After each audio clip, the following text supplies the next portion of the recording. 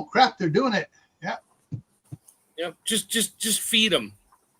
Just make sure that you give them lunch, and somebody else can give them some food to take home to the family. And that is so funny. There are several books out I like reading. One of them was by Thomas A. Watson. That's exactly what they did in the one to keep the sheriff's department going.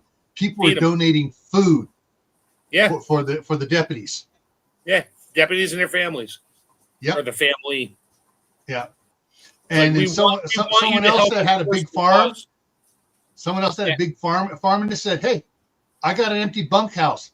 You can have several deputies bring their families out here. They can live here. We'll feed them, and they can do that. That's what we're going to do. We're going to help support the sheriff's department that way." Yeah. And you'd be surprised what's going to happen at the low levels first. Yeah, low levels going to come back first. And the Watchman just came in on your side there, Mike. Hi, you all right? I didn't think anyone would join on my side because it's like 1:30 in the morning here. Yeah. Everybody was spooing there for a minute. I'm like, it might be me. Or they've seen me go live and think, oh my God, there must be a CME disaster. Why would he go live at this time? No, it's called an insomnia outbreak. And Howie's here, Food Forest Permaculture. I was saying about that barley thing. It was in the news. So it's a similar situation to Spain, but they're blaming again atmospheric conditions. But all the power went off on the island of Bali at 4 p.m. The whole thing. Yeah, I've heard the Schumann Resonance Amplification. Ben Davison of Space Weather News was talking about that too, for being a contributing factor on Portugal, Spain, and France. And that could be why it changed the hertz frequency that the solar panels were absorbing in and messed up the computers that need to control your 50 hertz over there in Europe, 60 over here. Yeah, so that messed up everything. And from what we understand, it fluctuated that hertz, and the automatic thing for the nuclear power plants to do, if that happens, is to shut down to stop damage to infrastructure. So they shut down, which just knocked everything. Yeah, they isolate the power plants. They isolate themselves so they don't damage the system, and the system doesn't damage them. Yeah. So they go like, okay, hold it. 6 foot, 16 apart. If you look at the graphs that they did, you see it where it drops, like all the power output drops completely. And as they're saying, oh, we're getting the power back on, as it disappears off mainstream media, like we're supposed to forget about it, everything was coming back up except nuclear, still flatline. Yeah. Well, nuclear will be one of the last ones. The reason what they do is they wait until all the other ones are resynced. And for electrical power plants, they have to make sure they're synced up with the hertz right. So so they're all doing the same pattern. Because if they're going like this, it's going to have the problem again. If it's at a phase, and it'll blow things up. Yeah, they'll start tripping breakers and stuff again. So they get everything back in sync. Once the system is has a sync set up. Then nuclear will fire up and start feeding on the sink, matching the sink. So what I heard was pretty well, but it takes a while. Correct. It takes a while. But don't worry, because the government said all we need is 72 hours worth of food in our house, and we can survive everything. And it's been a week. Yeah. 3 days, and you're good. Yeah, that's it. Yeah. That's all you need. I think 3 days is how long it takes the government to get into their bunker. And then we start killing each other. And then they don't care. Mm-hmm. Yeah, I gotta get back out in my shed and I have a generator I bought. Shit, that thing's got to be 22 years old now. Haven't fired it up in like 15 years. Yeah. I gotta get that thing just set back up. It's a 8500 generator. It's a Honda and a Honda motor. I just got to make sure it runs. So I got it because I got to Yeah, I have a suicide plug for my house, but I know how it works, so I'm not going to kill anybody like myself. Oh, Watchman has a question here for you. When you get the land, are you going to bury a container or two to build a home bunker? No, not unless not unless I hit the Euro millions and I can build a proper bunker, because all I'd be doing is burying myself. Right. Although that's not a bad idea, saves on the funeral expenses. Yeah. First rainstorm, you're going, why are the walls closing in? Literally. Why did I make an underground swimming pool? Yeah, exactly. One exit. Yeah, my brother was planning on doing an underground thing, but then he got hit by a drunk driver that was an illegal alien here in California. Down there in California. Wow. But he worked for a construction company, and he was their top superintendent for putting in the big pipe. And he put in pipe as large as 120-inch diameter pipe, 10 feet, nice. 40-foot sections of it. And he talked to the guys, the guys at the company. Goes, hey, next time we have a job like that, I want to tag on 2 sections of pipe to be delivered to my house up in the mountains. Yeah, just drop it off up there with a helicopter. Sure. No, you can drive right into it, because that's where a lot of the pipe they did was over hills, mountains, and stuff like that. That big stuff to move stuff from the Snake River down to San Francisco. I imagine that request would trigger some questions. Probably. Well, no, they know, and the thing is, so one of the other guys, the main estimator goes, that's not a bad idea. I may do that too. Yeah. Now all of a sudden that 2 miles of pipe became 12 miles. And what do they say? Oh, well, we had to account for miscuts and improper installations and no, this is just buying buying it separately, because they've had people buy stuff on for other sizes pipe, just for irrigation stuff on all the time. And they say, okay, it's going to cost you this much, and we'll order it for you. As part of the, because when they order it, they get a discount ordering a big block of the pipe, so they do it like that. They come over. Most of that stuff comes from China or some other place. Yeah. So good luck. Well, actually, all that pipe, American made. Pittsburgh has to be American made. Can I ask you guys what you think of that Atlas guy over there? The bunkers he does.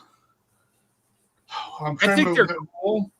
But I mean, they're expensive, and obviously his customers are multi-millionaires or took out a loan that they're hoping they'll never have to pay back. Yeah. Right. There's 2 big two big companies. I think Atlas is the more on the up and up of the 2 of them. Mm-hmm. The other one is shady and has had a lot of complaints. I'm not even sure they're in business anymore. But I've seen a lot of Atlas's videos and that, and there's some. They got some slick stuff, and they know what they're doing. Yeah. And with your escape tunnel that's full of sand, you just got to make sure when you open it, you're not standing in the way, because all that sand is coming into your bunker, and that's an emergency get out type of tube. Yeah. Well, yeah. Here we go. I'll change mine. There we go. There's my bunker. There you go. But as far as bunkers go. I would say if you have the money and you want someone else to build it for you, something like Atlas is fine, because they do have a lot of modular plans on it. So you can make it longer, or you make it 2 shorter ones side by side with connecting tunnels, and then you have your escape one going up into the garage, and you have the other one going up into the bushes somewhere else, hidden by a bunch of. They'll customize whatever you want. I saw the one where the guy wanted a bunker in his suburban neighborhood. They put it under his driveway. It fit, and they had the escape tunnel, or the entrance was up into his garage, and some other tunnel. They wouldn't say where it was, but obviously all the neighborhoods watching them do this. And then they buried it and put the blacktop back over it, so it looked like there was nothing there. But he had like a 600 square foot bunker under his driveway. I mean, it makes a cool man cave and a bar if you can get a picture in it. Oh yeah. Oh yeah. To be honest, I think it's got its place. Like he's on about burying containers there to do it. It wouldn't survive any sort of blast, any sort of natural disaster. No. But we don't have basements over here. We very rarely have cellars or basements. Mm-hmm. So for something minor, if it's a storm, it's a really bad storm, or if it was fallout itself, you were just trying to get away from for a while, it could have its uses for that, but definitely wouldn't be under there trying to think I'm going to survive some sort of direct strike. Now, some of the states here, northern Texas, Oklahoma, Nebraska, Iowa, through what's called Tornado Alley. Mm-hmm. They put small. I mean, you're talking about either an 8x8, a 10x10, 10x15 bunker that has concrete thing and the doors on it. Opens up. They all run down in, close it up. Is that like them pre-formed ones that just drop in and yeah. And those are like that. And then there's other ones that they actually excavate and they make full stand up, bigger ones, and they put it in there and have a longer tube so it's deeper in the ground and covered. And some can even get as fancy as this. And they got TVs and things, and they got TV. They got their they got natural gas in there. They got natural gas plumbed into it. They got the electricity plumbed into it, plus power stations and stuff. Charge off the system while it's up, and then just but it's money. Yeah, funnily enough, I did a video recently on the channel, and it was if I won Hardball here, I would buy a missile silo up in Maine. There's a bunch of them for sale up there, and they fill in the actual silo, but the underground bunker part, which is like 8 feet thick of concrete with these massive steel doors.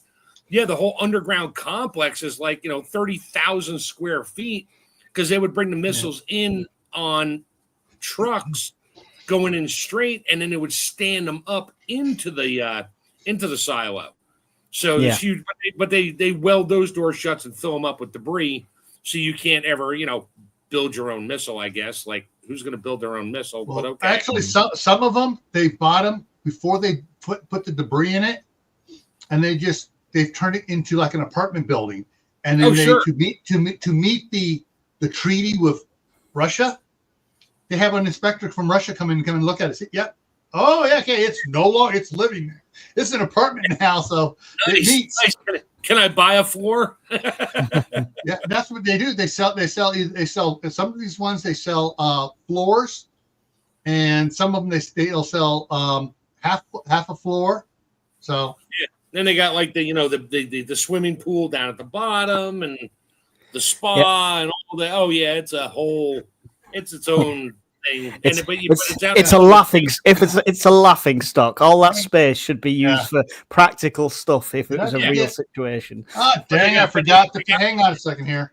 It's out in the middle of nowhere in Texas, and people buy their apartments there for just in case the crap hits the fan. There's a nuclear event. Well, they got to drive 200 miles to get to it. Good luck.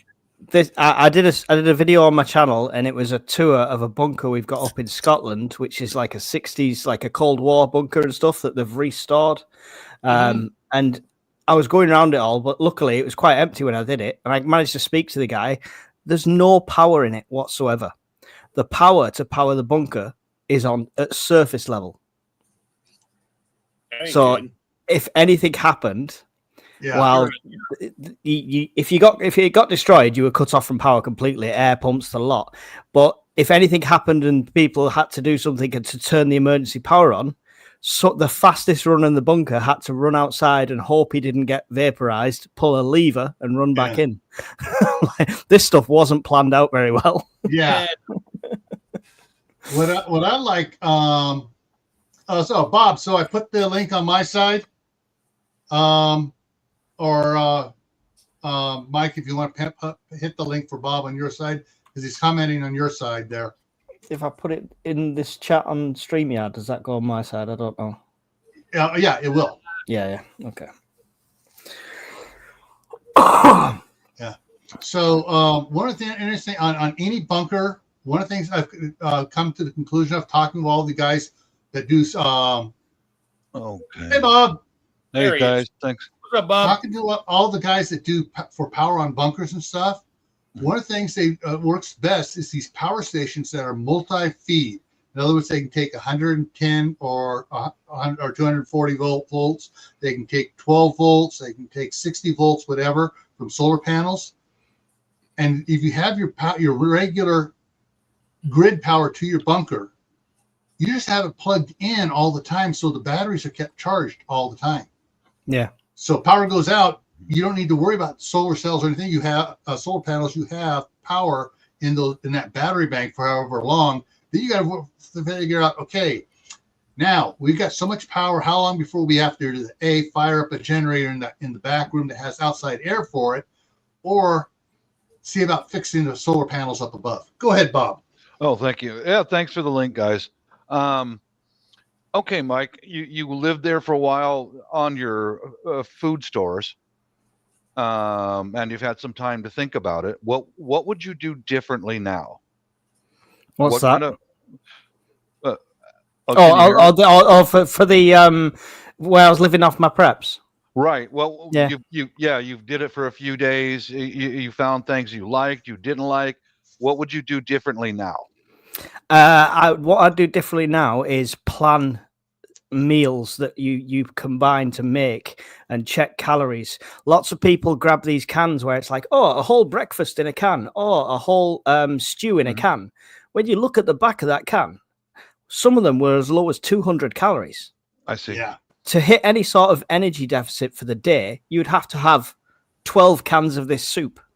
You know, it's just not practical. So what I'm doing now is I'm slowly getting rid of the meal in a can stuff, and I'm building up things like, these are the meats, these are the carbohydrates, these are vegetables. I will take 3 tins and make this meal, which will be 600 or 700 calories instead. Okay. So that's the biggest lesson. We got to get you into freeze drying, Mike. Yeah, just get me the £5,000 it costs to get a freeze drive over here. Because I make my own MREs. I mean, I cook what I like. I keep the fat low so it freeze dries well. I weigh up my portions and freeze dry it and throw them in bags. And I've done a few. I mean, I've rehydrated a bunch at my property. Just for the heck of it, I'm like, I didn't feel like cooking today. What's for lunch today? It's like, oh, we're gonna have. I made Chinese stir fry the other day, or I rehydrated it, and yeah, it tastes just like I did it because it has the chicken and the vegetables and the sauce and all that, and it's mine. I made it. I know what it tasted like before, and it tastes the same now. Not the stuff I buy. I bought some stuff from one of the freeze dry companies, and the number 10 can of chicken. And a number 10 can of ground beef. And that was before I bought a freeze dryer. And I was like, okay, well, I can do hamburger helper and chicken helper. I can make something because I'm a chef. I mean, I can make whatever I want with it. And I'm like, well, you know what? Screw this. So I just went out and bought a freeze dryer. I'm like, I'm making my own now. Well, Scottish Prepper's on the verge of wanting to buy one. So I went to his house not so long ago to visit him and I said, well, if you get one, I'll bring loads of food. We'll freeze dry it all. I'll take half. You take half. You get free food. I'm using your freeze dryer. Everyone wins. There's a science behind it. There is truly. I did a live feed with Gil. I mean, there's more of a science than throw it in there and let the computer tell you it's done, because good chance it's not done. If you have even a quarter of a gram of moisture still in that food when you pack it up, it'll be rotten in 2 weeks. Yeah. Is that just trial and error, or can you take it out, test it, put it back in, or how's that? No, you can't. You can't take it out and test it. So everybody's like, oh, get the heat. Sorry, Gil, I'm going off on this tangent here. So everybody's like, oh, we pretty much covered the main topic to begin with. Yeah, and now we go for what everybody wants to hear. Get the thermal gun. Hold on 1 second. I gotta mute a second. Yeah. So like one of the things he was talking about, you were living off it back in the late 80s, mid I think about 86, 87. My sister's husband lost his job, and she was not working at the time. She was a real estate agent. She just, okay, I'm going to take care of the horses and take care of the kids, and, you know, doing some homeschooling and stuff. And he lost his job. Company went bankrupt.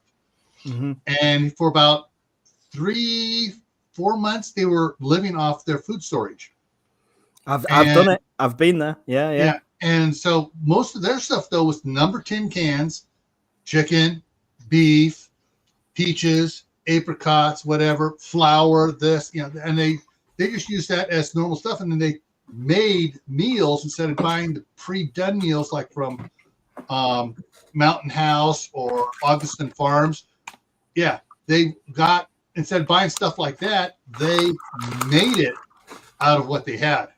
So this was a box sent to me by ReadyWise to test and all that lot. Now it's like, oh, this is 30 days food. So people are buying this, putting it in the cupboard because they live in a small place and thinking they're going to survive. Mm. And then you look at the back and a meal is a quarter of this. And that's how many calories you get in a serving. Yeah, 220. 220. That's a diet. That's a weight loss diet. Yeah. So I was going to say, Gil, that's a snack. Even if this is supposed to feed 4 people, this one pouch, that would be 880 calories. Right. So what they class as 30 days, 60 servings, 30 days worth of food, you can actually put it down to about 10 days. Yeah. Yeah. So I watch a lot of channels. I don't use their information as God, as the Bible, but I learn things. And I learned a lot of stuff from one guy. And I mean, I learned recipes from other ones. And I'm like, oh, I can do that. Oh, that sounds good. I'm not going to use your recipe because I don't use Campbell's cream of mushroom soup and everything. Even though, okay, it's fine, but I don't. I make my own sauce. And so I found this one guy, and Gil, if I could post his link, I have no affiliation with this guy at all. He's he's a channel that I watch. The guy is repetitive. He just goes on and on about the same thing. He'll run his freeze dryer. He's got an early model and early software on it. He pulls the food out. So Mike, make a note of this one. Send it to your buddy. It's called School Reports. And he pulls it out. He weighs it by the gram. Right. Tray and all. Puts it back in the freeze dryer. If it lost a gram of weight, that means it was a teaspoon of water. He puts it back in the freeze dryer until it doesn't lose weight. When it doesn't lose weight anymore, all the water's gone. That is your enemy.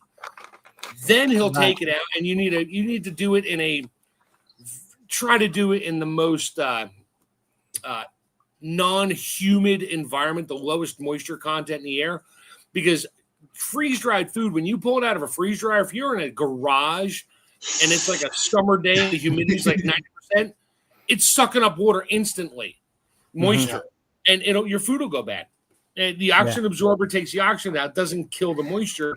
The moisture will help things grow because you're not killing bacteria. You're putting any bacteria that might be in there into stasis. Yeah. So it's not dead, but once you add water to it and eat it, whatever minimal bacteria was in there when you made the food, use clean food, good food. Your habits of sanitation are very good. Then you got food, and I did some, and I've pulled bags out of my stores that were like 2 years old. I'm like, it's squishy inside.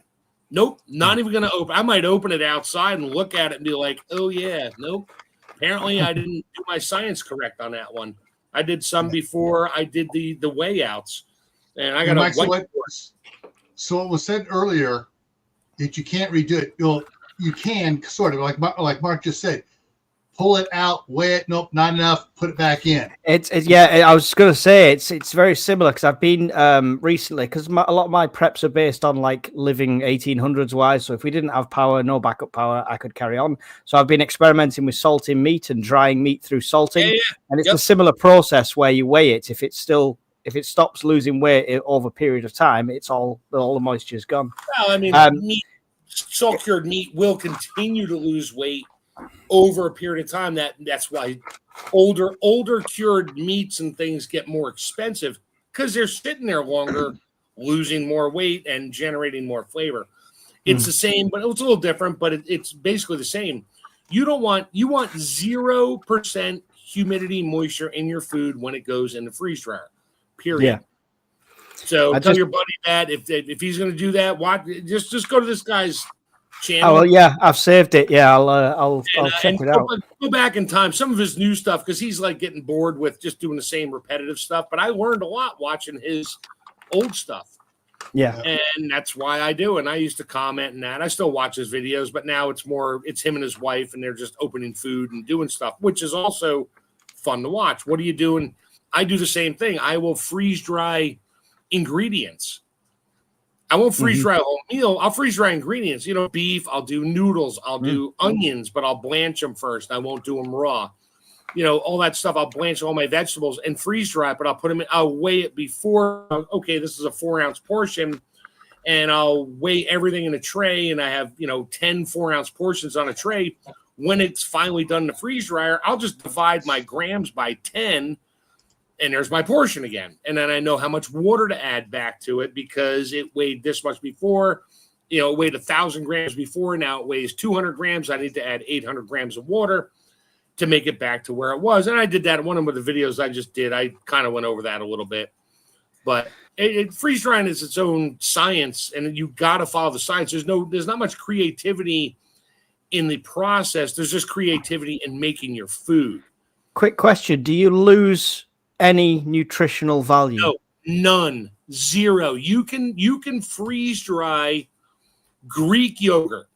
I've done it. You can take Greek yogurt, whatever volume it is, in whatever container, 350 ml container, freeze dry it. Put it in a pouch. Put your oxygen absorber in it. Seal it up with your pulse sealer and a zipper, or whatever kind of bags you buy. Just get good bags. In 10 years, you can take it out, rehydrate it, and use that as the mother to make more yogurt. All the probiotics are there. It doesn't kill the bacteria. It puts them into stasis, like mold. When mold has nothing to grow with, it just goes into spore mode, and it sits there. And as soon as 100 years later, it gets some moisture, boop, it turns back into mold again and starts growing. So you can do that with yogurt. You lose zero nutrition. You just need water. Yeah. Let me ask. Thing with sourdough. Let me ask this, guys. Any of you know? Because that process is not going to work for me. Any of you know a website or a place I can buy it that's reliable? Freeze dried food. I buy freeze dried food. ReadyWise is good, and Mountain House, they're good. The flavors are their flavor. Thrive sells some of the yogurts and sourdough stuff. At least they used to. Yeah, well, I mean, this stuff, it's just the calorie count, but I would say make sure you've got stuff to add to it, like add some meat to it or something like that to make that up. But what I have noticed is if you break this down, this works out at about, $14 for this bag if you break it down from the box because of the cost of it, right? This cost me 50 pence from a local supermarket. It's freeze-dried pasta with powder to make a sauce. Now, the downside is it comes in these paper-style bags. But take that off, Mylar, freeze. It'll last as long as this. It is double the calories at least. It's this one packet is 540 calories, and it tastes better. Yeah. So they're never going to send me anything again, ReadyWise, are they? No. No, probably not. No. Is that where you bought it? Is it like Tesco's, someplace like that? Yeah. That's a Tesco one, but I'll get it from any of the supermarkets. It's just the ready pasta meals. Add water, off you go, pretty much. And then the stuff you buy at the store, there's no oxygen absorbers in there. They just seal it up.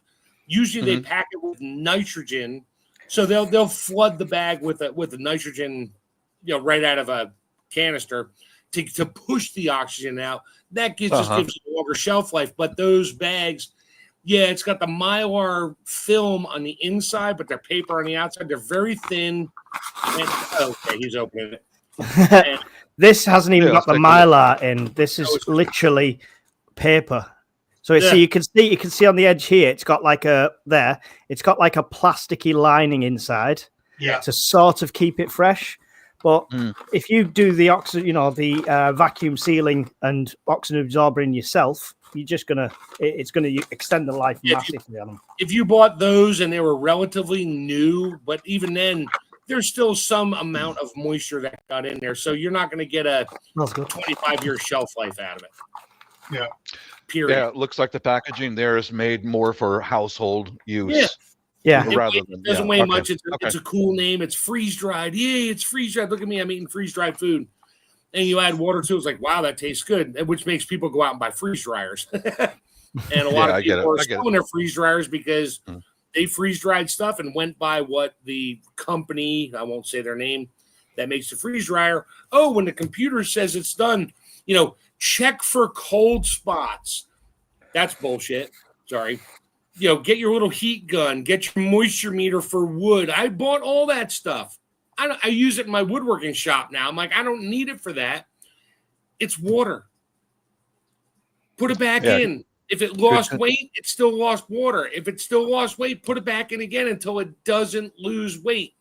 Then get it in a Mylar bag, get your oxygen absorber in there. I mean, I got seal meal just to help pull the extra air out and the humidity if there's any in my air, and I have a very dry house. I throw my O2 absorber in there, seal it up, label it. I put it on the table, and it sits there for 2 weeks before it goes in my stores because I'll check it and go down there and squeeze it. It's like, yep, still crunchy. We're good. And I'll throw it in my bucket and throw it on my list. Good comment there, Caitlin. Yeah, made for camping and hiking. Yeah, it could probably, with a thin packaging, it could be put in a kitchen cabinet for a while. It's as long as you handle it gently and just use your head, I suppose it would work out just well enough. If you put that bag in a Ziploc bag and suck the air out of it with a straw, you'd get a little more shelf life out of it than what the bag says. But sitting on the shelf and in the trucks, it's still going to absorb some humidity through the bag.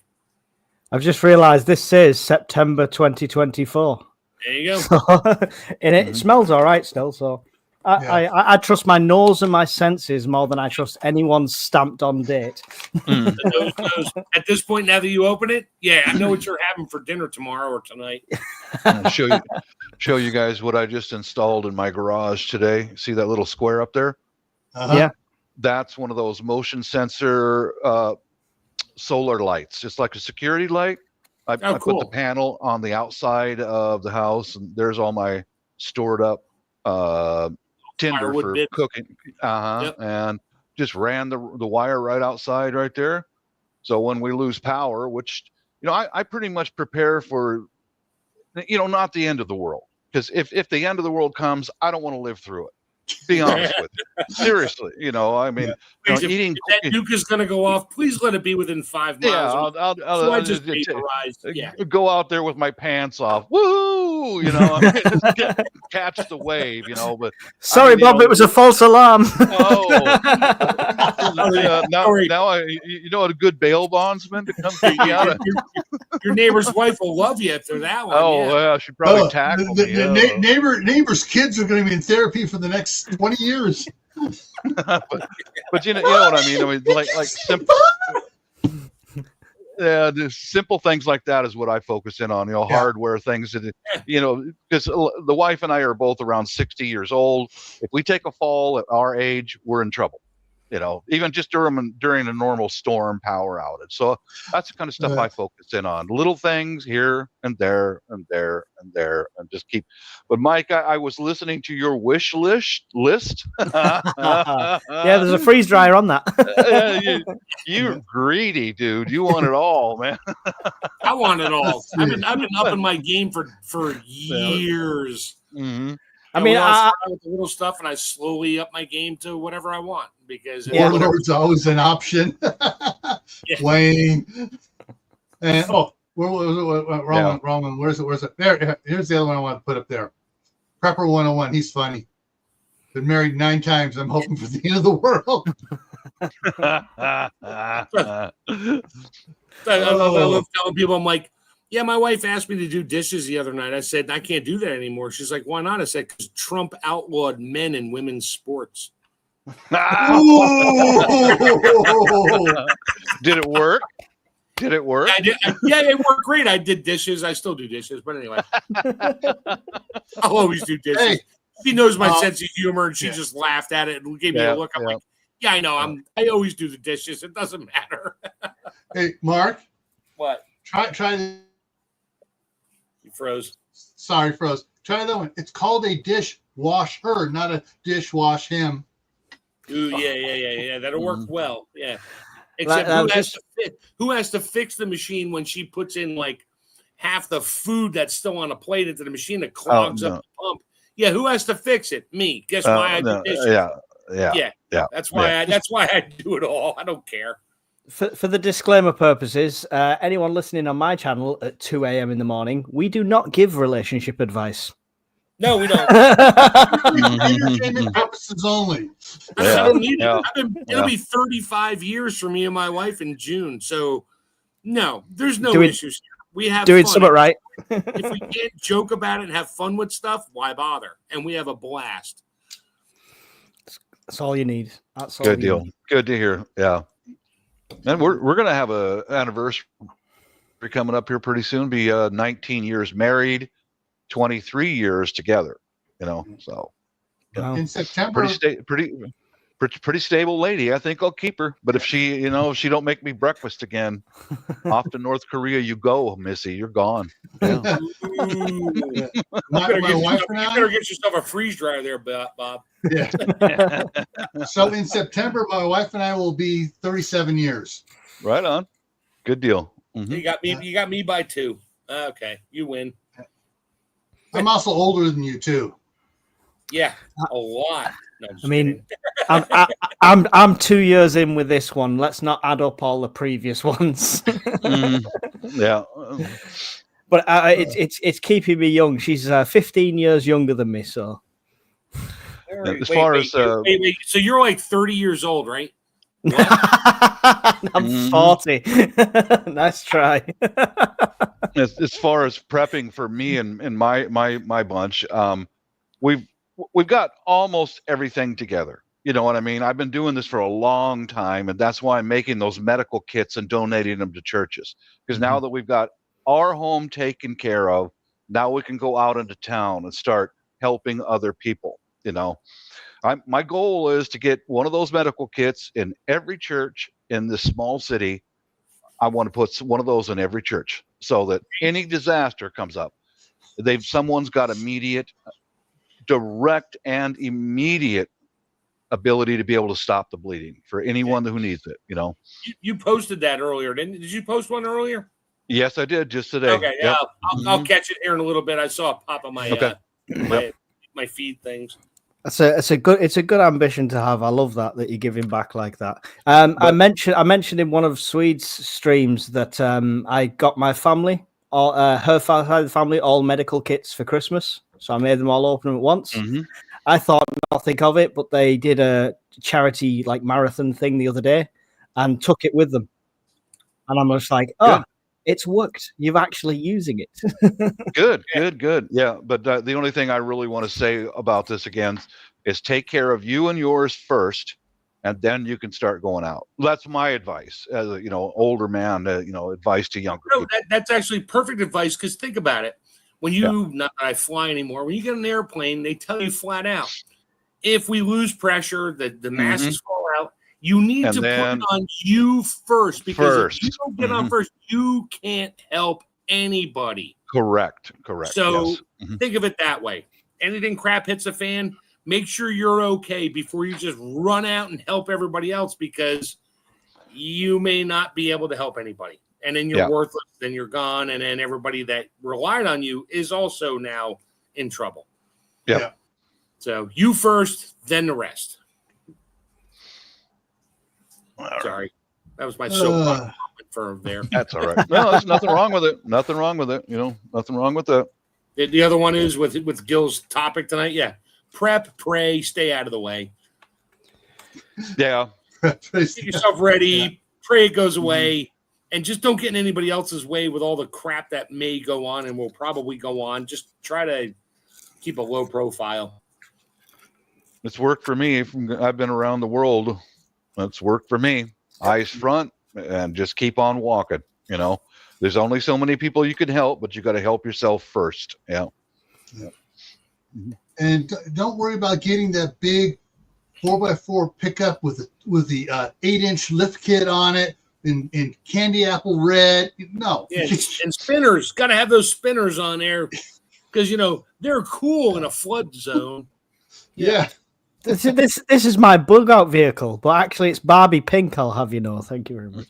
I got one of those electric Barbie Jeeps that my kids had. I've got an electric toy anyway. I've got the EV, haven't I? So that's fun and good. Yeah, we don't want to talk about that. Really, it's Chef? a company vehicle, but Chef, really, you have one of those?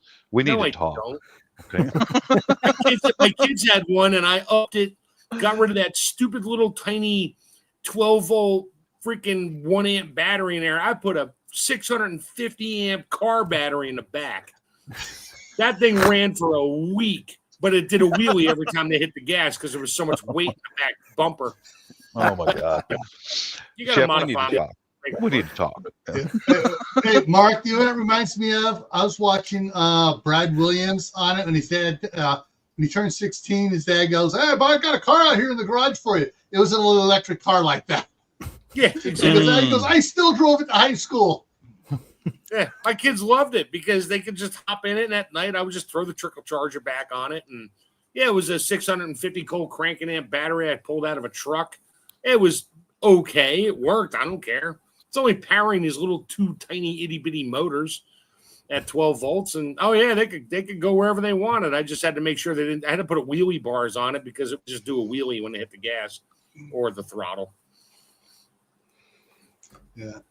All right, guys, I'm going to bounce down. Thanks for having me up, fellas. All right, Bob, take care. Take it easy. Bob, you doing a late one tonight or tomorrow night or no? I probably could go late tonight if you want to. I mean, I don't care. I'm off this weekend, so I'll be kicking around. Yeah, the wife's working tonight, and I'm just be here watching movies or whatever. So yeah, I probably will. Just when the mood strikes me, I'll just go on and just see what's going on out there. Catch me off guard all the time. Like, oh my God, dude, it's 1 o'clock in the morning for me Okay. on a weeknight. Peace out, you guys. God bless. Later, Bob. Take care, Bob. All right. Yeah. What was it that was mentioned there? Going back a little bit, hopping in the Wayback Machine here to the silos there and stuff. There are several companies out there that have bought silos with the silos still intact. And so the community center is the blockhouse. And then the silos are developed and have the living quarters. Yeah. Living quarters and stuff in there. But the main community center type thing is the blockhouse, the big blockhouse control rooms and all that. So there are some out there, but you're talking to buy a single floor in these, you're talking 7 digits. Well, yeah, because somebody else has done the work, and you have a space, and they have the food, and it's like buying a house.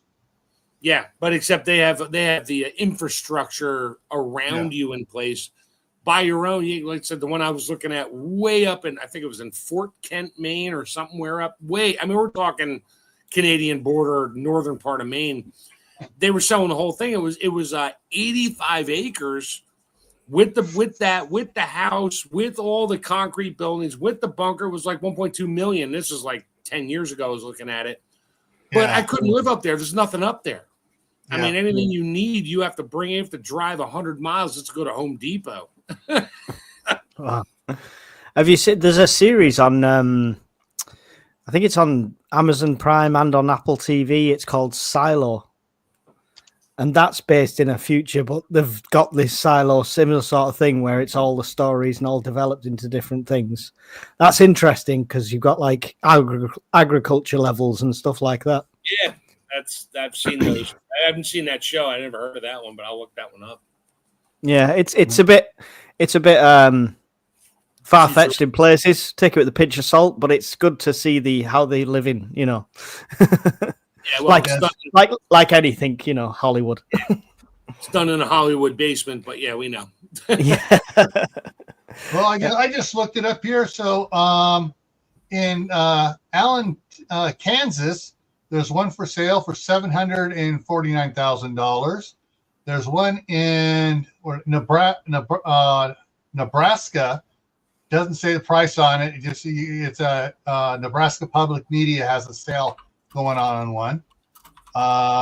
One in Arizona for a Titan II missile complex.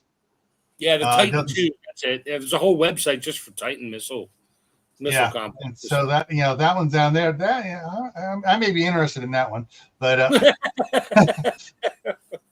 I'm going to type in here for my state, Idaho. See what there is in Idaho. You got all the Minuteman silos out there. Oh, most of those are all right. active. There are currently 5 properties with a bunker for sale in Idaho. Sorry. Hey, I'm looking at the other screen, not looking at what I'm saying. Myself froze here. So there are 5 properties with bunkers in Idaho. Average price listing is $1,039,383. That's average price. Yeah, million. Sure. Yeah. And its average price per acre is $187,000. So that's about 8 acres comes with that. Yeah. You get the acreage, you get the buildings, the rotted out, rusty fences, and it's a concrete structure that's full of water and moisture and dark and dank, and you got a lot of work to do in there. Yeah. But you're that scared, go for it. Yeah.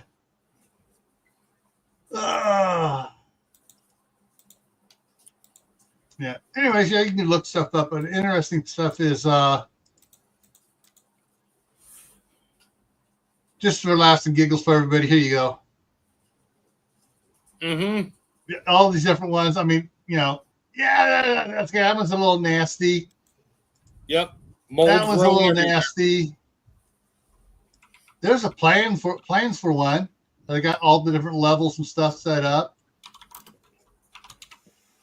Here's another one has all the things set up on that one there, but it's not as big as round as you think it is. It's not as big as round as you think it is. No, it's like 50 feet. Yeah. Yeah. Oh, it kills me. Do you want to see the property difference for something that you'd find similar in the UK? Sure. Throw it up there. Where is it? Is it? Hang on. There we go.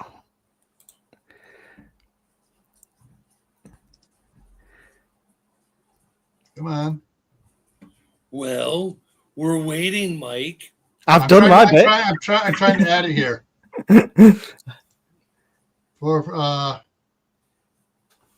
Okay, take that one. Try this.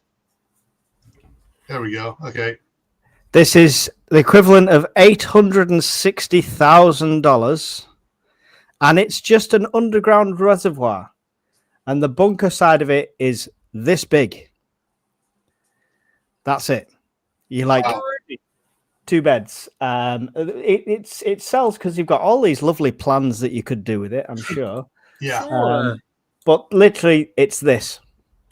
And that'll cost you just under $1 million in the UK. Gunslinger Outdoors just came in.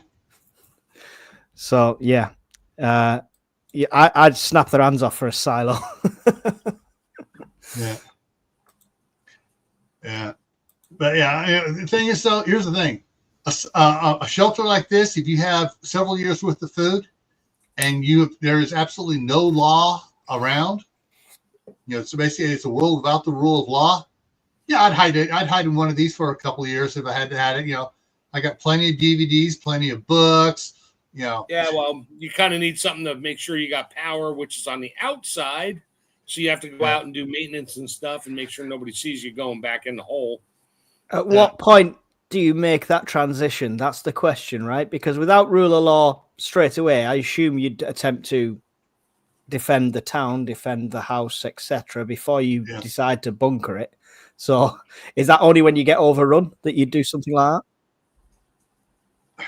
It depends on the person. If they have a bunker put in and things start going downhill, they may, disappear. Just move everything down in there but have everything up ready, is battery powered, solar powered, motion sensors, whatever. So all right, crap, all right, they're trying to break in. Everybody downstairs, and you hide it, and they ransack the house.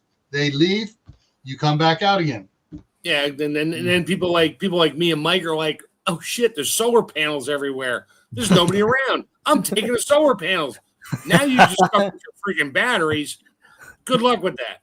Yeah, that's the only problem with having that kind of. Yes, I have batteries. Great. Yeah. When they run out, you're done. You have a generator. Where's that? Well, that needs an access to the outside. You need fuel, propane, whatever.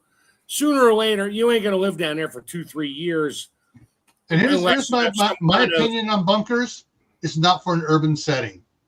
No. You want to be a more rural setting where you're not going to have these, roving gangs coming in there, and where it's only going to be a last ditch thing going down in there, or it's a storm cellar, type thing. I think to be forced to live underground, it would have to be no chance of any other way of surviving for me. Yeah, I'd probably rather be in the tent in the middle of nowhere than be underground. Just up in a tree watching the world go by. Yeah. Yeah. Yeah. Bug out is obviously always an option. Yeah. Butch, yeah, you're right. But for the new ones, they're disguising them as other type vent things, like for the electrical box.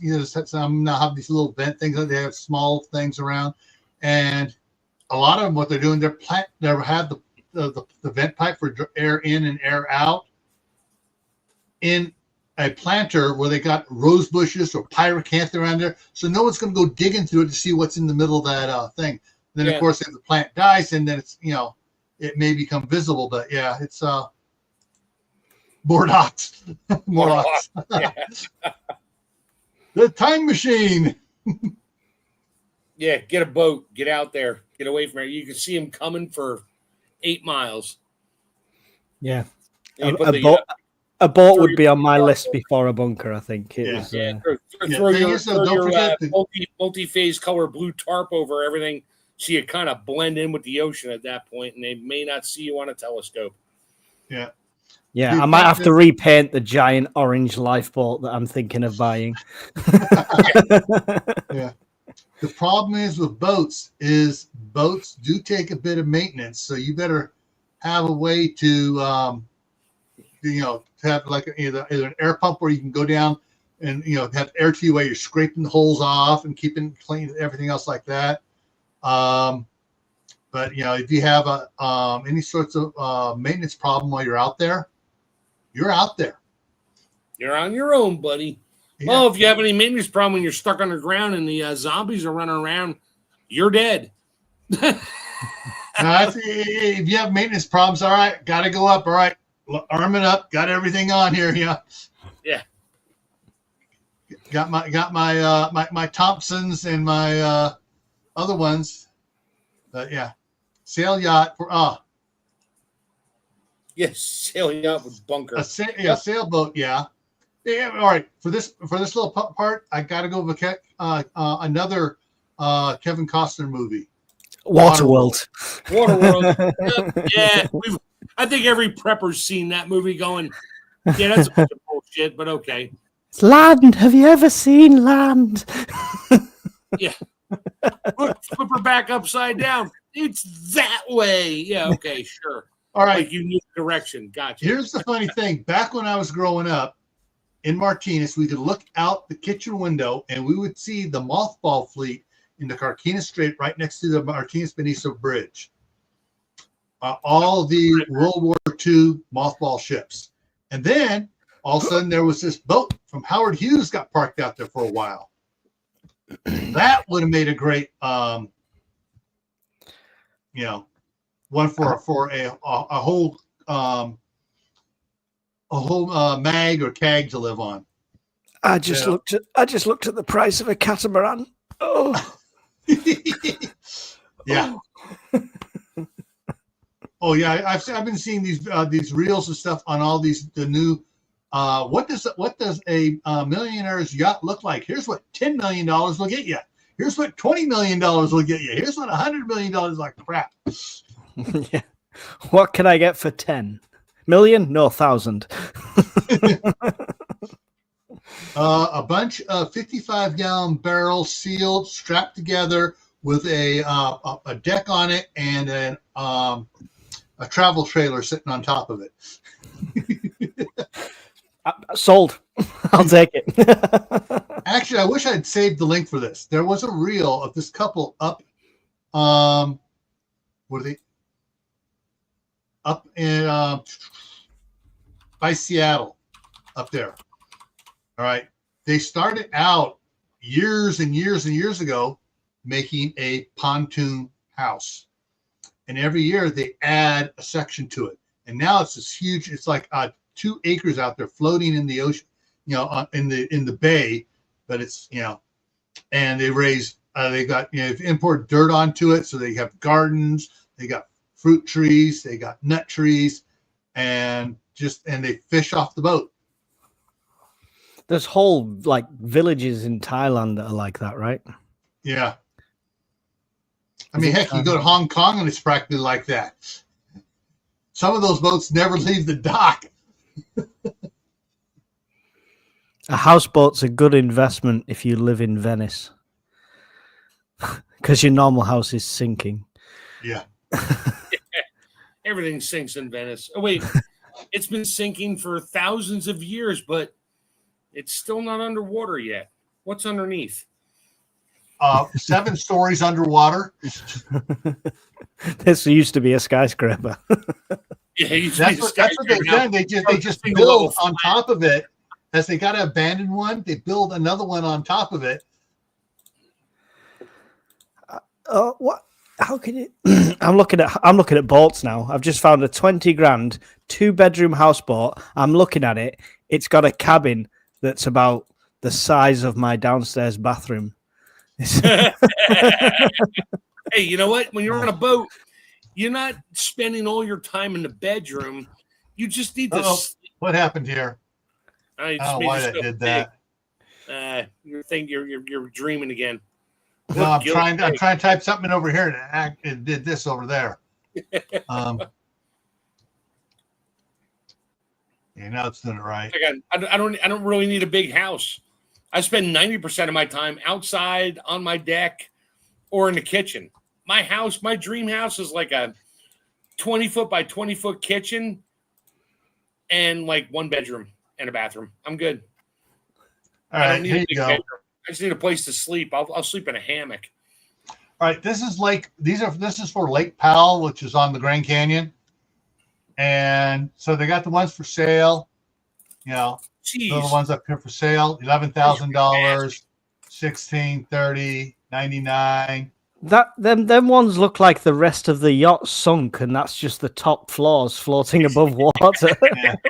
Some of these are basically set up as houseboats and stuff. I mean, if you don't like the neighbors, you can just move. That's the good thing. Exactly. Right? Now this is full anchor. Yeah. There's a couple of these yachts out there, house yachts. But I mean, if you've got the kind of money they want for them, you just wouldn't. Yeah. Yeah. But not for nothing. I don't think I would put myself in a lake that is a lake because of a dam. Because when they decide to let the dam go, you now have a house, not a houseboat. You're just sitting cockeyed on the bottom. Yeah. Yeah. Probably's on your side. Yeah, exactly. Either that, or if you're too close to the dam, you're doing whitewater rafting down until you get down to the next dam. I mean, if you're gonna go out, that's the way to go, though. Yeah. If I'm going, I'm taking my whole house with me. Woohoo! On the front of the ship, like Lieutenant Dan. Like the Titanic. Yeah, that too. Yeah. I'm the king of the world. Yeah. But I know down near where my wife is still living, which she's coming up here next week for a while. We're going to be going back and forth, moving stuff up. Yeah. But Yeah. There are a bunch on the what's called the Delta or the San Joaquin Delta, coming off of from Benicia on up to Sacramento. You go up there and all of a sudden there's side sloughs and stuff. There'll be like 20 houseboats there, and there'll be 10 over here, and there are hundreds of houseboats in that 80-mile stretch. Yeah, well. And they moved. Oh, we're moving. We hate all these neighbors here. We're going to find a different spot, and they sell their spot and they buy another spot somewhere else. We're gonna move in between these two neighbors. Yeah. Yeah. Well, I'm going to try and attempt to go to sleep, gentlemen. So thank you for having me. Alrighty. That was Mike. Anyone who's joined on my side, make sure you go over to Gil Greyman Prepping and carry on watching this side. So, cheers, gents. I'll see you all. And those, give me a second here. I'm going to drop the link here for my side. If they want to come over and watch us more over here, there's the link coming up there. And so, let me copy. If they want to type that in quick, or I'll paste it into mine. There we go. Okay. There we go. Right. So head over this way. I'm sure they'll be talking for a while longer. Cheers, gents. I'm going to attempt to sleep. Woo. All right.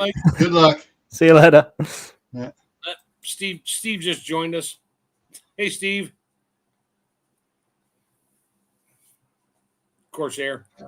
Corsair. There he is. Let me go ahead and if he wants to come up. If he comes up and starts talking, I'm just going to hit the mute button because he has a whole lot more to say about this than I do. Yeah. He's done several videos on the rule of law.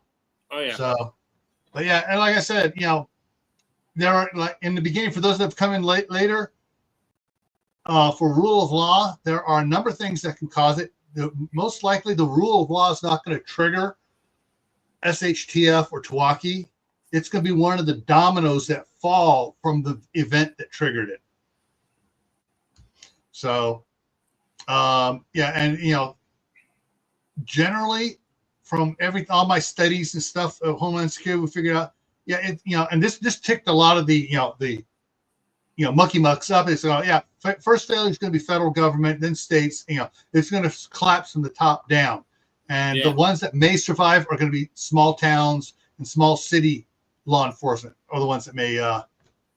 He's eating and lurking. Okay.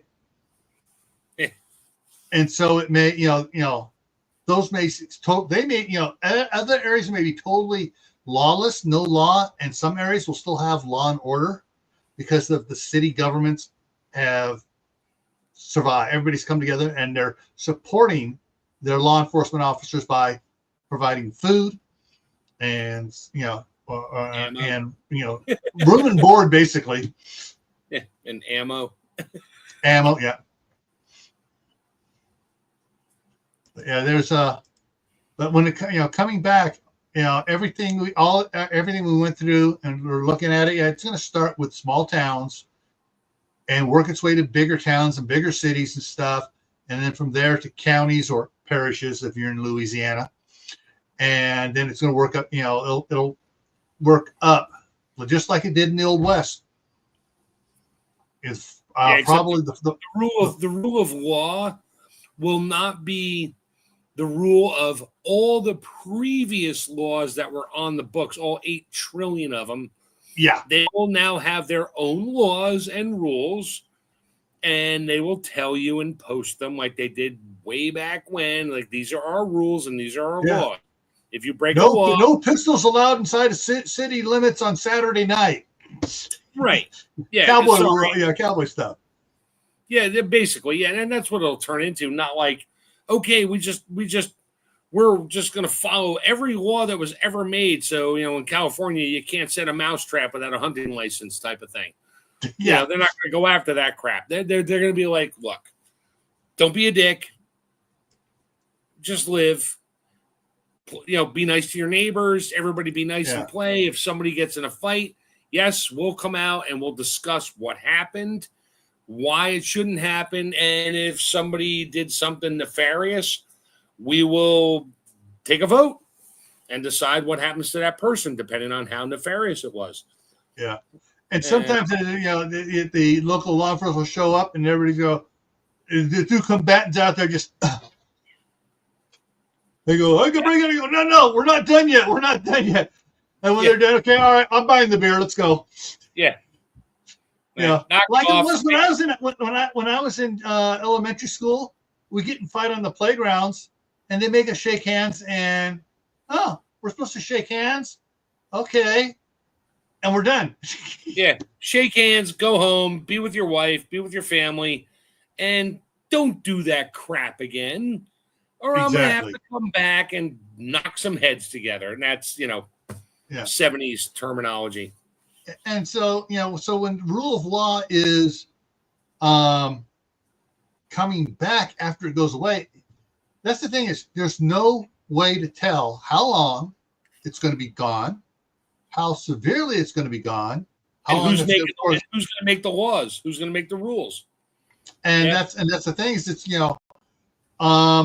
have the judges all been hiding under their sheets? Now you got some of the judges coming out and go, wait a minute, you were a lousy judge. We're not reinstating you. You were a good judge. Sorry. You're back in. Yeah, sorry. Judges that were judges now and then 10 years come out of the woodwork and be like, I'm a judge. It's like, dude, you belong to the British, whatever bar stands for, the British accreditation, whatever it is. Mm-hmm. No, we're not. You're not going to sit there and quote, whatever laws things that used to be that are no longer around. Years ago. We don't care about that. We want you to base your judgment on what just happened and who did what and why and to whom. That's what we want your judgments on. We don't want you bringing back all the old crap and that's the thing, stuff that got you into trouble to begin with. Yeah. Yeah. And that's what the thing is going to be. It's going to be law enforcement. First, law enforcement, then judges, and of course, someplace to put them, prisons. Yeah, judge, jury, executioner. Yeah, that's it. That's the other thing. And how many people what comes to mind? Did something, now we have to feed them too, and that turns into a small town issue. Great. Yeah. This guy just did this bad thing, and somebody is hurt because of it permanently. I'm not going to get into details. And now we're going to put him.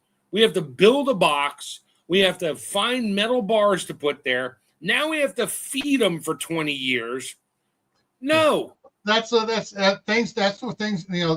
Sentences are going to change. All right, back in the Wild West. Yeah, Judge Dredd. Sorry, stealing horses. That was a hanging offense. Yep. Stealing cattle. That was a hanging offense. Yeah. So now it's going to be someone got a car running on gasifier. You steal. Oh, that's a hanging offense. Not a slap on the wrist thing, type thing. Yeah, somebody posted a bad meme in the town square on a piece of paper. Yeah, that's not a hanging offense. No, that's an egging offense. Yeah. Wait a minute, we don't want to waste the eggs. That's a gorilla poop throwing offense. That's a tar and feather offense or a. No, you don't want to waste the tar either. It's a poop throwing offense. That's where the stalks come back. Throw them out in the sand and cover them with honey and let the ants have at it. Yeah. But the thing is, there are going to be fewer laws. Penalties are going to be a lot of monetary ones, as far as either food or more severe and less frequent. Yes. Yeah, and then there's going to be a lot of capital punishments. Mm-hmm. And everybody in the locality will learn from that. Oh, yeah. So if I go over and beat up my neighbor because he was a jerk to me, I'm now guilty. Yeah, sorry, there's no more of that rule of law that was around 10 years ago that you can just accuse somebody of something and then, and win money. There's no money involved. Yeah. Well, then, if someone breaks up a bar, he's going to have to pay to either have fix the bar or work at the bar, repair for the repairs and stuff. Yep. If someone does something stupid, they're going to have to pay to make restitution one way or another, whether they got to work it off or whatever. That's one of the things when stuff starts coming back. The movie that popped into my mind talking about this was the Clint Eastwood movie Hang 'em High. Yep. Where they wound up setting up a courthouse, and the marshals bring everybody in, and they had the trial, and it's like, okay, time served or whatever, or you're doing hard labor, you're going to work in the community garden, whatever it is, and or it's like, all right, you're one of the 12 people getting hung today. Yep. Call the Undertaker. He's got more business today. All right, let's see. How can you enforce under the law?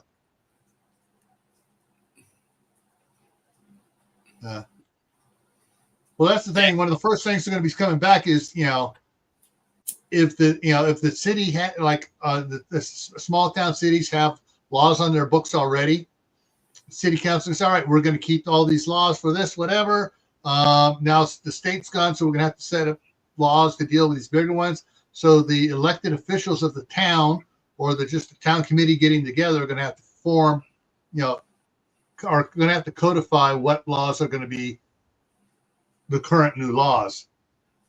And so, you take something from your neighbor, most likely, if you get caught taking from your neighbor, most likely you're just going to get shot. And it's going to be, oh, he was stealing from you? Yeah, that stuff he was stealing. He was in my house. I shot him, whatever, he crawled outside, and it's going to be. That's right. And any new laws that need to be, quote unquote, put on the books will be voted on by your local populace.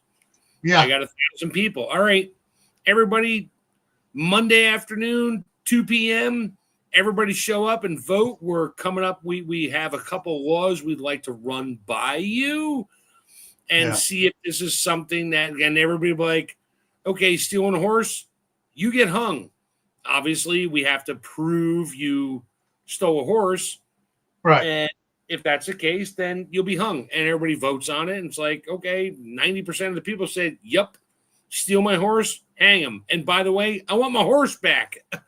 Yeah. And you break into somebody's house and you're stealing from them.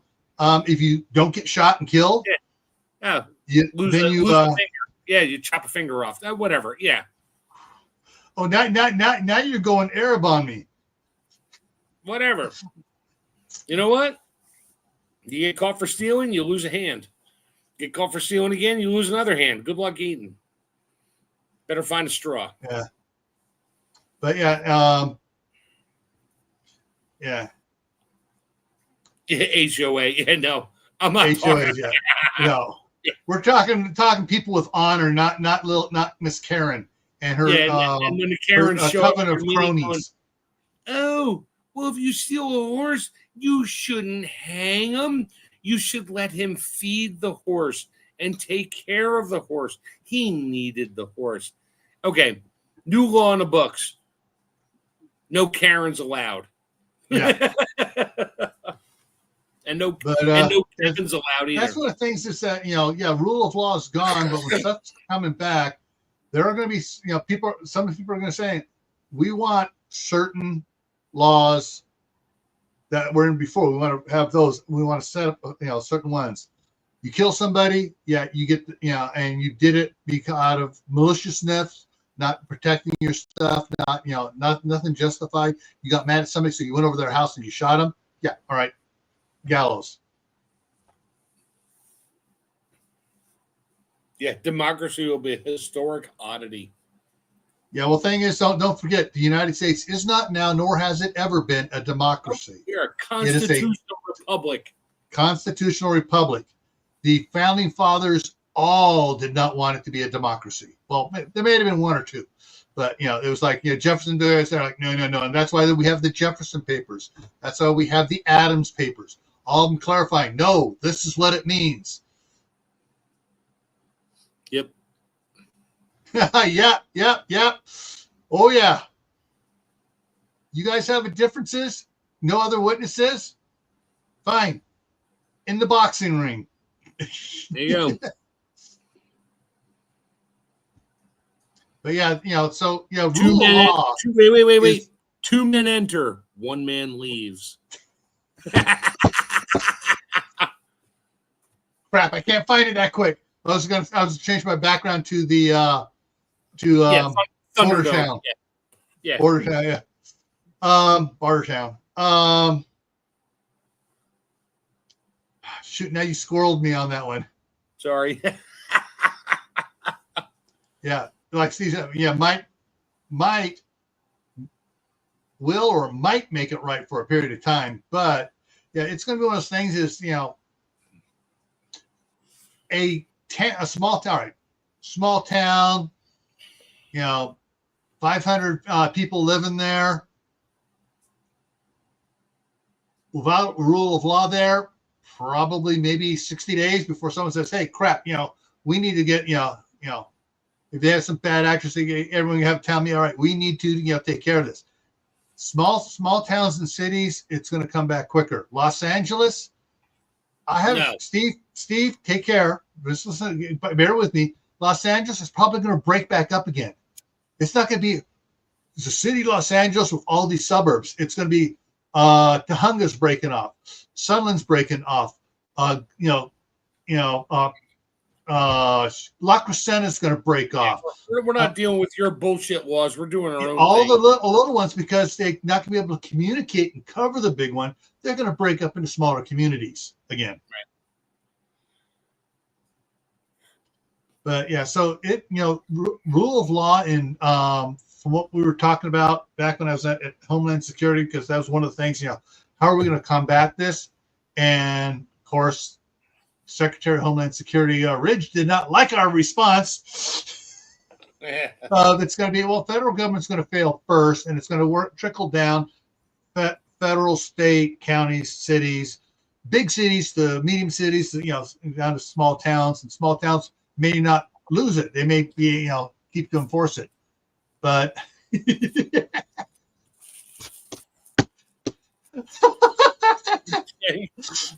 Steal me Chungus. Yeah.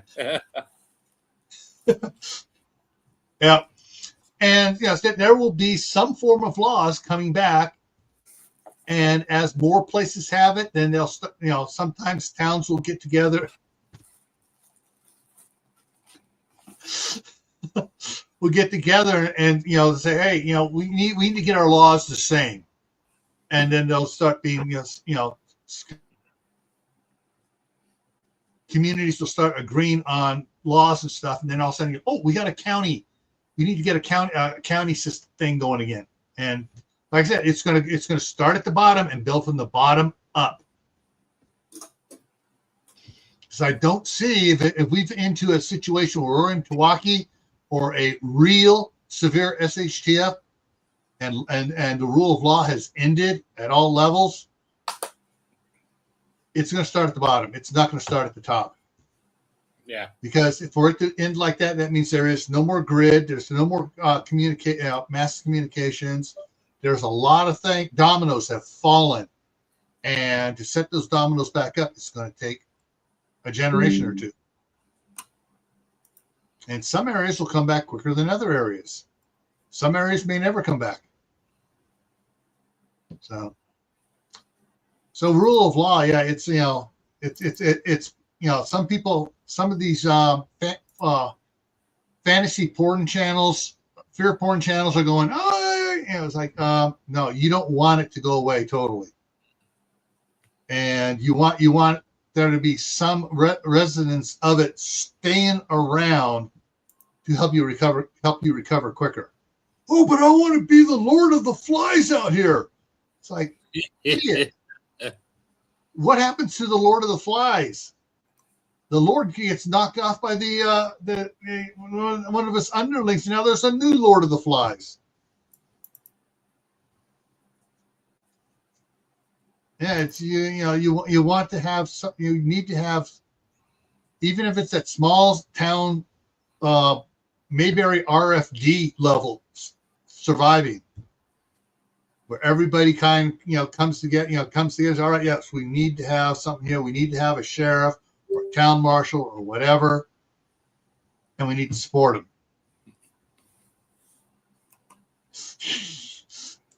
Wait. Too much faith in humanity. Yeah, way too much. I may have too much faith in the surviving humanity, but I have a feeling that humanity is going to learn a valuable lesson really quick, and it's going to be like the Wild West. It's going to be crap. All right, we need a sheriff, or we need a town marshal. We need something.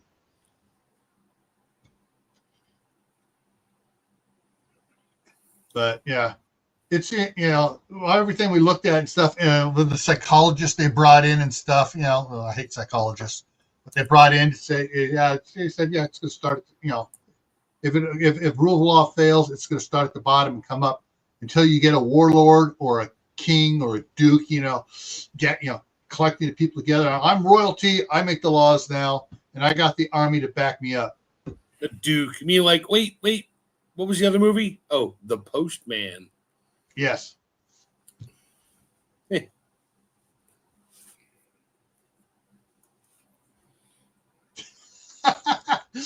have a bug out bag until he saw you respect my authority. Oh. Steve, have you seen those videos out? They're mainly on Facebook, the reels and stuff. There's a new beer out called Colored Crayons. And all the other branches are saying, oh, it's made for the Marine Corps. I've seen several of those. Like, guys, come on, you need to respect the Marine Corps. Well, Steve did say he was eating and lurking. I was going to put on there, but I decided not to. What color? I have a bug out bag now. As I say.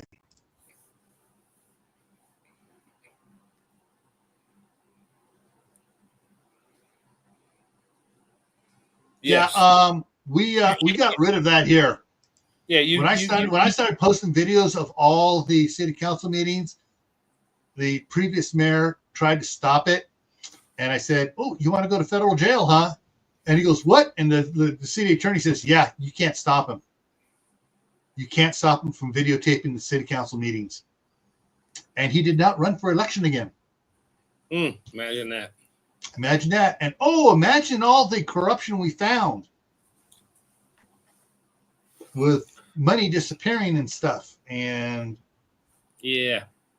I say you can't come here from there and try to make here like there without there becoming here or something like that. Here becoming there.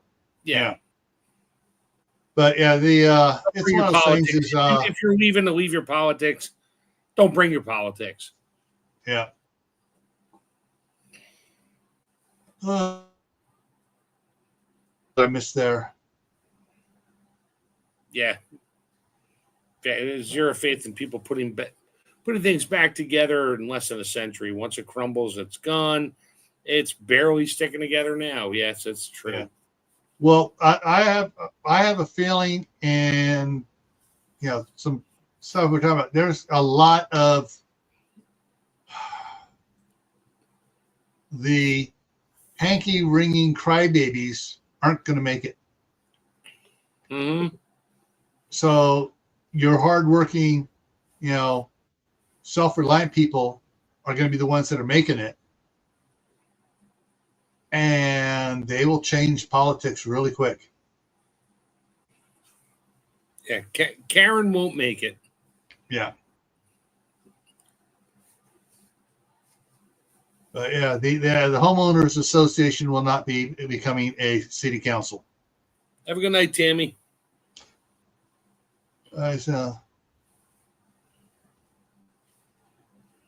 Yeah, Tammy leaving. Everyone's okay. Well, we're coming up on 2 hours here. I'm going to wrap it up here, folks. So coming up here. Yeah, what's Monday? I think I missed last Monday. What did I miss? Oh, yeah, I did miss last Monday. Yeah. That's right.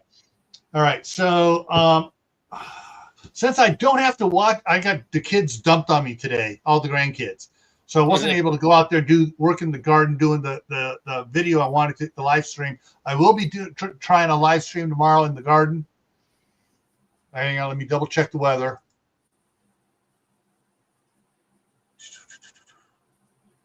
Yeah, I'll be doing it in the morning because it says there's a 30% chance of showers after noon. So I'll get up early. Get up early. Get out there, get planting. And I'll be doing that tomorrow.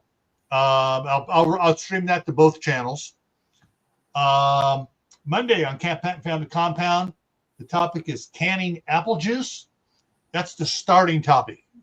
And we'll probably spread to applesauce and other apple stuff. And I'll go to other juices as well, grape juice. And All right. Then Tactical Tuesday here on Gray Man Prepping is, this one's been requested. I bring it back again to address it. Being a gray man, what does it mean? And no, it doesn't mean wearing gray all the time, even though I do that up here just as tongue in cheek. Thursday is the Midnight Ride with Gray Man Prepping. Friday on Camp Pat and Family Compound is soil amendments. And then next Saturday, the event we're going to explore is after the invasion. What are your plans? All right. So everyone, remember, stay happy. No matter what life throws at you, stay safe. Don't go out and do anything foolish. Keep adding to your preps. Stick to the basics. Water, food, medicine, clothing. Learn a new skill every month. Grow some food of your own. Plant your garden, indoors or out. Get a garden growing. And I'll see you hopefully tomorrow morning for my impromptu live. All right? Take care. Have a good night.